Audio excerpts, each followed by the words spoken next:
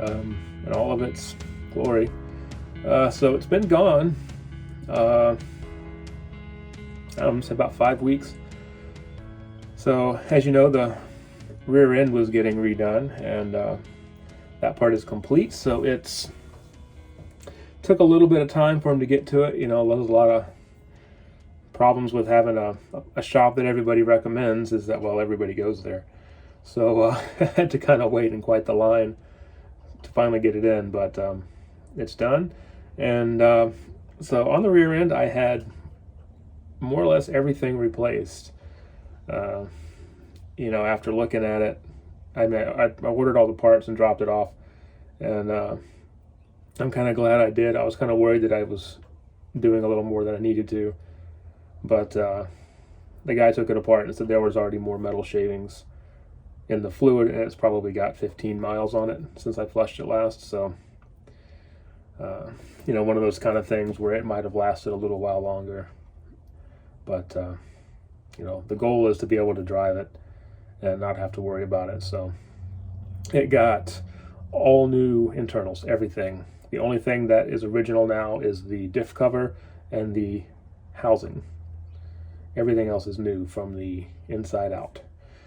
That was not cheap, and neither was the install. Quite honestly, between the two, it exceeded the purchase price of the Jeep. So one of the realities of working on an old car that has been sitting on a barn or in a barn for 30-something years. So they did the rear end. In addition to that, I also asked them to do the front U-joints. Both of those were bad, and I mean really bad, like completely shot. And I took one look at them, and they were more or less a part of the axle. Like they weren't going to come out without a fight. And as you guys know, I'm working in my driveway. I don't have a press. I don't have a shop. I have a torch and some hammers. But to be honest, I don't feel like fighting with it. So, you know, they fought that battle for me. And, you know, it's all installed. Everything's good. They said it was quite the battle. The Jeep did not want to give up its rusted U-joints. But in the end, they prevailed, and I've got new U-joints. The last thing was the front inner wheel bearings. You know, in the last video, I told you if I got it all back together, and if anything was funky, I'd let you know. It was funky. Who would have thought that ignoring the inner wheel bearings could come back and bite you? Well, I kind of assumed it would. It was clear that somebody had replaced the outers and never touched the inner bearings. The seals weren't all that great, and the inners were just, like, I didn't even look at them, other than just saying, yeah, they're there. You saw the video. So on the trip over there, it was very clear the right front one was not happy. After torquing everything down, the Jeep did handle better. You could feel the front end felt tighter between that and tightening the steering box. It still got a lot of slop in it, but it's better. But I could hear the bearing making noise, and I could hear the drum actually contacting the backing plate. So that outer bearing, it tightened up enough to, you know, eliminate the movement, you know, just by grabbing the wheel. But with the full weight of the vehicle on it and forces from driving around, that inner bearing was not in good shape. So I went ahead and did both inner front bearings and the seals as well. So that's all the new stuff, and happy to report I haven't driven it very much. I went and picked it up and stuffed it right back in the driveway. Just haven't had much time with work to do anything with it, and it's been sitting at the shop for 3 or 4 days waiting for me to pick it up, unfortunately. So I can say the rear end sounds better. Actually, doesn't sound like anything. It's great. I need to do the break-in procedure, you know, a couple of easy miles, let it cool down. Some more coasting, driving, taking it easy, let it cool down, that kind of thing. No hard acceleration, no towing, high speed, and then a couple 100 miles will drain the fluid.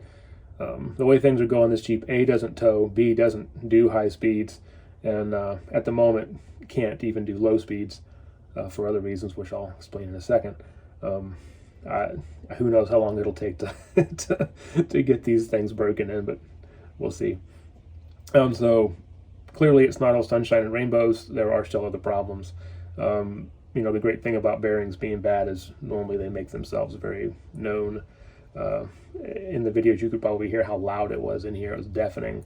It sounded like being inside of a helicopter, if you've ever done that. That said, now that all that is nice and quiet, I can hear other things. The rear drums are very clearly rubbing on the backing plates, or something inside the brakes is rubbing. And it does it no matter how fast you're going, like from a dead stop. It's kind of hard to hear with the exhaust in the car, but I did a couple of up and downs in the driveway last night just to kind of see, and it's very clearly coming from the rear, and probably it sounds like the drums.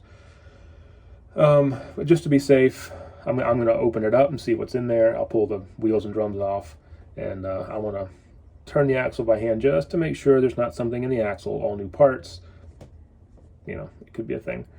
I have a feeling it's in the drums though. Something's touching the backing plates. I never checked to make sure they were straight.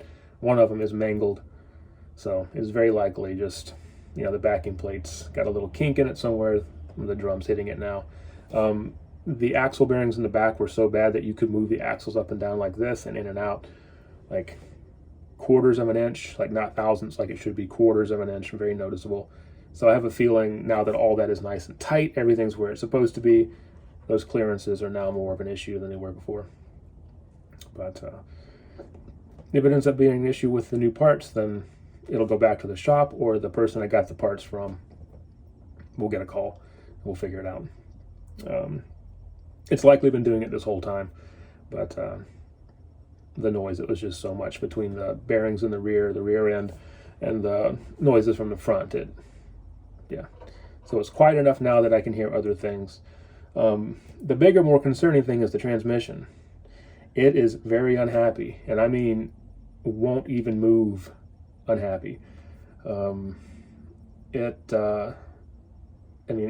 live up on top of a hill, and the shop's up on top of a hill, and there's a valley between us. And it was fun going downhill.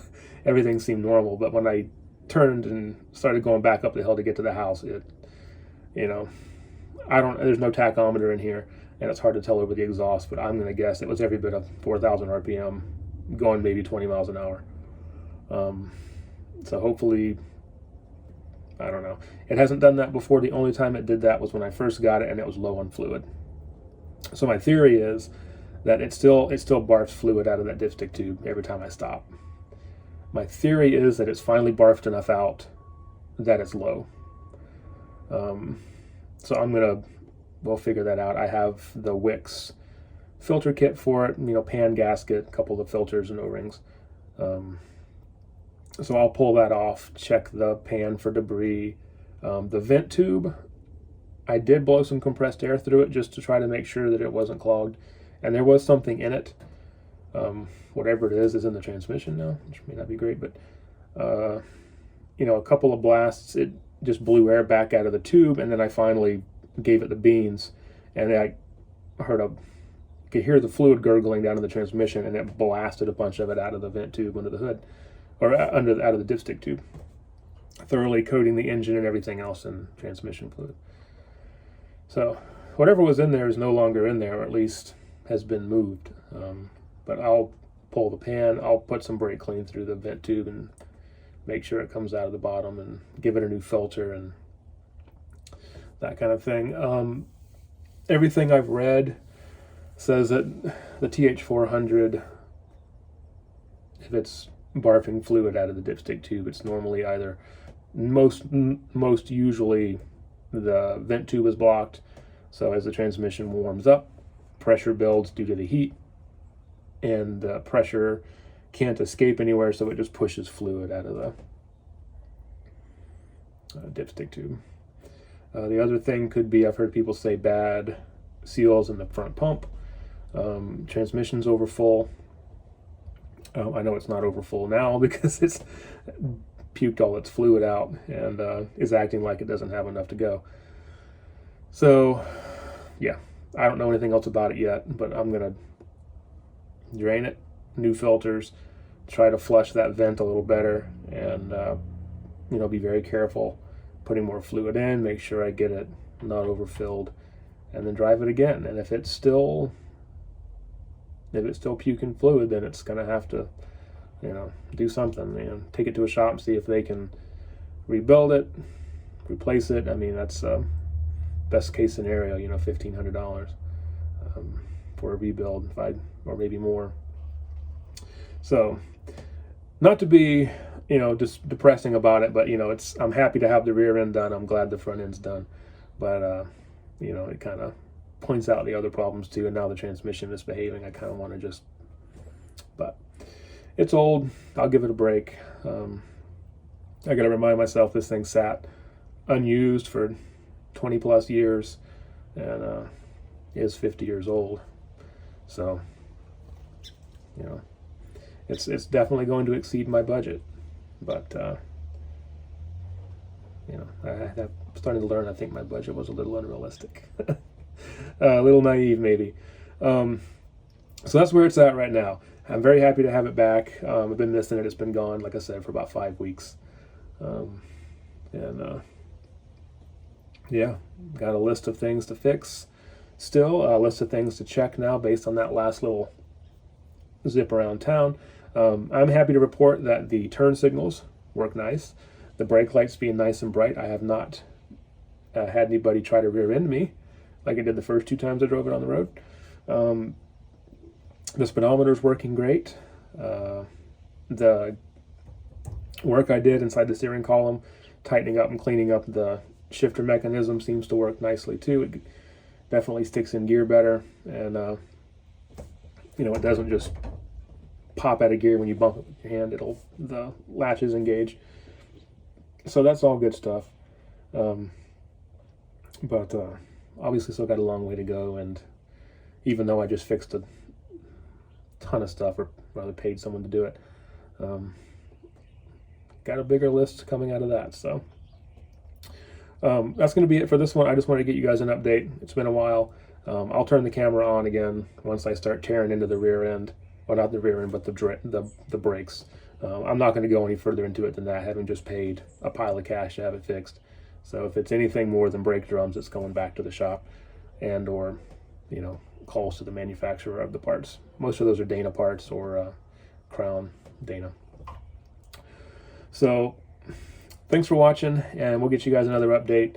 And I've still seen people subscribe, so thank you. Thanks for the comments and the subscriptions, and hopefully you guys are finding some of this content educational, but if not, at least entertaining. And we'll see you again soon.